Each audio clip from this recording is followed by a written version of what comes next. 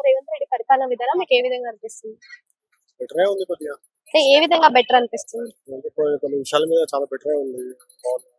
వేరే డెవలప్మెంట్ కానీ ఏమైనా ఉచిత పథకాలు ఏ విధంగా అనిపిస్తుంది? చెప్పాలంటే మాకైతే అమలు కాలేదు. ఆ, అంటే ఉచిత బస్సు గాని, ఉచిత కరెంట్ గాని, రైతు లేడీస్ రుణమాఫీ కి గాని. బెనిఫిట్ ఉన్నాయి. ఆ ఉచిత బస్సు వల్ల ఉపయోగం ఉందంటారా లేదంటారా? లేడీస్ కి ఉపయోగం ఉండదు. సో లేడీస్ చాలా ఎక్కువ అయిపోయినారు, మగవారికి సీట్లు లేవు, కనీసం సీనియర్ సిటిజన్ కి కూడా రెస్పెక్ట్ ఇవ్వట్లేదు అని అంటున్నారు కదా, మీ అభిప్రాయం ఏంటి? ఎందుకంటే వాళ్ళకి ఇవ్వాలి రెస్పెక్ట్ అనేది. సీనియర్ వాళ్ళకి ఇస్తేనే కదా బెటర్ కదా. వాళ్ళ సీట్ వాళ్ళకి కూర్చొని ఇస్తే వాళ్ళు చాలా బెటర్ ఉంటుంది మా ఒపీనియన్. గత ప్రభుత్వంలో యువతకు ఉద్యోగం అనేది చాలా తక్కువ అయిపోయింది అండ్ విద్యాశాఖ మంత్రి కూడా కరెక్ట్ లేదన్నారు. కానీ ఈసారి ఉద్యోగాల విషయానికి వస్తే ఎలా ఉంటుంది అనుకుంటారు? ఈసారి బెటరే ఉంటుంది. అంటే విద్యాశాఖ మంత్రే లేడు కదా మనకి ఇప్పటి వరకు. లేడు, ప్రెసెంట్ వాళ్ళు రిపోర్ట్ చేస్తా అంటారు కదా, చూడాలి, వెయిట్ ఫర్ సీ. అంటే December 9th వరకే ఉద్యోగాల పత్రాలు చేతిలో పెడతాను అని హామీ ఇచ్చాడు. మరి విజయోత్సవాలు అయితే జరిగాయి, కానీ ఇది జరగలేదు కదా, దానిపైన మీ అభిప్రాయం?